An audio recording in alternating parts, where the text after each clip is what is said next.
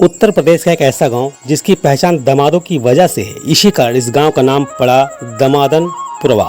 नमस्कार फ्रेंड्स, आज फिर हाजिर हैं एक बेहद दिलचस्प कहानी के साथ। आप देख रहे हैं संदेश महल, मैं आपके साथ जेपी रावत। कहानी की शुरुआत करने से पहले आपसे अनुरोध है कि हमारी हर तरह की अपडेट पाने के लिए चैनल को लाइक और सब्सक्राइब करना न भूलें। अब आपको सीधे जोड़ रहे हैं दमादों के गांव दमादनपुरवा से, जाने और आनंद लें। दमादनपुरवा गांव का नाम महज इस वजह से ही पड़ गया क्योंकि यहाँ जब भी किसी लड़की की शादी होती है तो दुल्हन विदा ना होकर यहाँ दूल्हा बना लड़का अपने घर से विदा होकर यहाँ फेरे लेता है और फिर यहीं पर बसकर घर दामाद बन जाता है और अपना पूरा जीवन घर जमाई बनकर बिताता है। लड़कियों के घर वाले जमाई को पक्का मकान और जमीन देते हैं।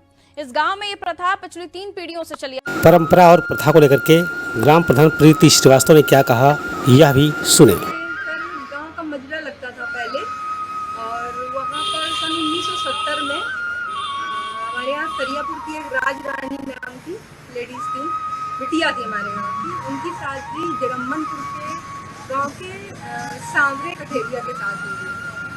तो उसके बाद कुछ परिस्थिति बस वो वहाँ पे आकर बस गए। बसने के बाद थोड़ी दिक्कत थी तो उनको ऊसर में जगह दे दी गई, तो वहीं पे वो मकान उन्होंने बनवा लिया, वहाँ पे रहने लगे। उसके बाद धीरे धीरे शादी होने की, जिसकी शादी होती थी वहाँ पे आके बसने लगा।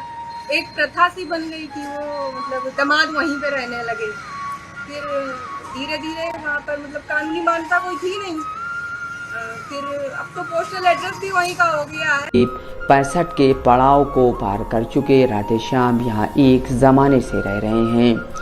राधेश्याम बताते हैं कि यहाँ पर साल 1970 के करीब सरियापुर की राजरानी की शादी जगम्मनपुर के रहने वाले सांवरे से हुई थी। शादी के बाद ही खेती किसानी करने वाले सांवरे यहाँ घर जमाई बन गए थी कि उनकी बेटी ब्याह कर दूर न जाए, शादी के बाद यहीं कहीं आसपास ही रहे। जब एक ने इस तरह की शुरुआत की तो बाकियों को भी यह भा गया और बेटियों को यहाँ खाली जगह पर ज़मीन दी जानी शुरू कर दी गई। उस वक्त लोगों में ज़मीन को लेकर कोई मोहमाया या लालच नहीं था। बाद में धीरे धीरे यह परंपरा बन गई और पूरा गांव ही आबाद हो गया। राम प्रसाद जी कहाँ के रहने वाले हैं? यहाँ का कब से रह रहे हैं? कौन सा गांव है? यहाँ करीबन हमारे 30 साल के ऊपर है। ये कौन सा गांव है? ये सरियापुर दमादनपुर।